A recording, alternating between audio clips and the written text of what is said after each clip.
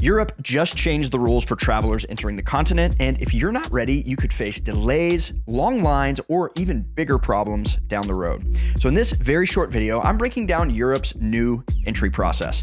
We'll talk about what it means for you, one crucial mistake to be aware of so you stay out of hot water, and 3 quick tips that will make your experience much easier. So, if you're accustomed to entering Europe, you know you go through passport control, you wait in a line, you go up to a desk, maybe answer a couple of questions, and then your passport gets stamped. Well, that is all changing now, sort of. The new process, aka Entry-Exit System, or EES for short, is essentially an electronic version of this system. And the idea is, over time, this is going to replace the cumbersome manual passport stamping with automated registration to, as they say it, improve border security and track overstays. So, who does this apply to? EES applies to most non-EU visitors traveling to the Schengen zone, this area here, on short stays, whether you're visa-free like US and Canadian citizens or traveling on a Schengen short stay visa. It's highly likely this applies to you, but I linked an article of the exceptions down below. And when you enter any Schengen country from outside this area, EES will be in effect. Let's talk about the process. At the border, if it's your first time using EES, you'll have to provide some data. Passport control officers will take a photo of you and/or scan your fingerprints, and there might also be dedicated self-service systems or a mobile app to help expedite the process, but this is going to vary based on where you're entering. And then this data is stored so that on future trips, you should be able to go through faster without having to provide this info again. That's it. And the nice thing is, this is all an arrival-based system. It's not a visa, it's not a pre-approval application like the UK's new ETA system, and it's not the long-anticipated ETIAS either. It's not something you have to do anything for pre-trip. But there are tons of things to do pre-trip, and one thing I always find valuable is learning some of the language of the place you're visiting. And that's why I recommend Rosetta Stone. Their lessons are built around real-world conversations, not just random games and vocab lists. And they even give you helpful phrase books for everyday travel situations. No matter how you learn best, they've got you covered. If you're visual, try image-based lessons. If you prefer audio, there are listening and pronunciation drills. Personally, I'm more of a speaking and listening kind of guy, so I really like their true accent tool. I can hear how something should sound, repeat it myself, and then get instant feedback. Their lessons are short, flexible, and available on both app and desktop. Right now, Rosetta Stone is running their lowest deal of the year for the holidays. You can get lifetime access to a single language for just $99 or over 60% off for all 25 languages at $149. And if you want to gift it to someone, you could schedule digital delivery straight to their inbox without shipping. No hassle. Click the link in the description to check out both of these deals. This is a limited time offer, so don't miss it. And big thanks to Rosetta Stone for sponsoring today's video.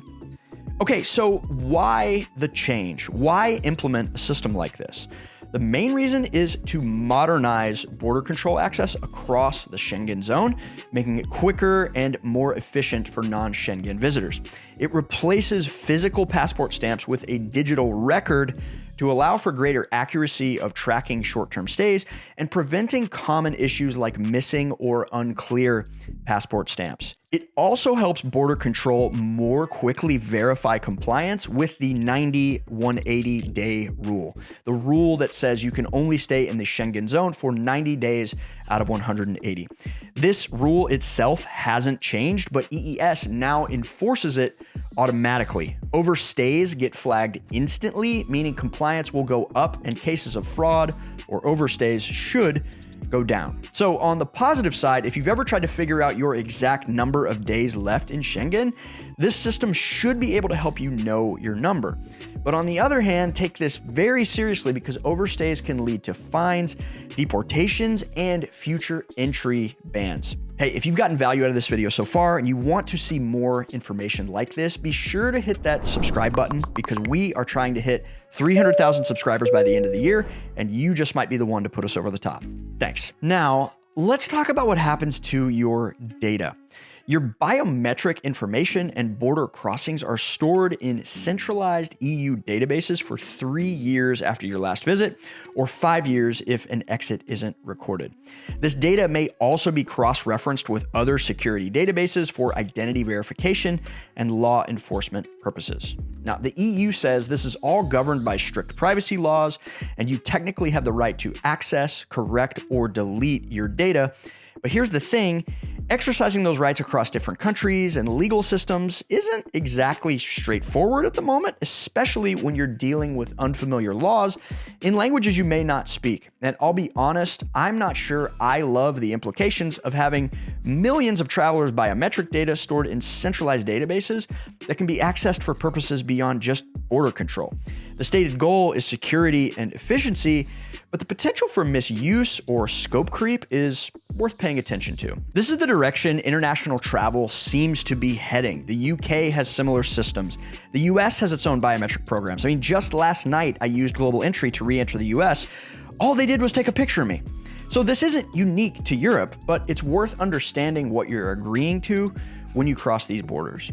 In terms of timing, this is technically in effect right now as of October 2025 and expected to be fully implemented by April 2026, just in time for the summer surge. But countries and border crossings are implementing at their own pace. For example, my wife and I just got back from a trip to Switzerland. We were only a few weeks after the official start date, and when we entered Zurich, no biometric data was collected, and the entire process was treated as normal. But here's the deal.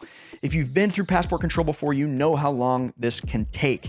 I anticipate EES is going to expedite things in the long run, but while it's being rolled out, probably for the first couple of years, I would say expect lines to be much longer. So here's 3 quick tips to make it easier and less stressful your first time through. First, like I said, just expect things to take longer. If you're connecting, like let's say you have a train to catch after your flight, be sure to pad your connection time. There's a chance things are going to be doubled up at first, physical passport stamping, and all this photo/fingerprint collection. Plus, it's a new electronic system, so let's be real, there's going to be plenty of tech hiccups and human error. Just plan on baking in some time. Second, if there's a self-service kiosk or e-gate, use it. It should be faster and more efficient. Third, and very important, be absolutely sure that you always clear exit control when you leave the Schengen zone. If your departure isn't recorded, it's gonna look like you overstayed. That's just one mistake to avoid, but if you're planning a Europe trip, the truth is there are many, many more to be aware of. So check out this video next. Thanks so much for watching. Happy travels.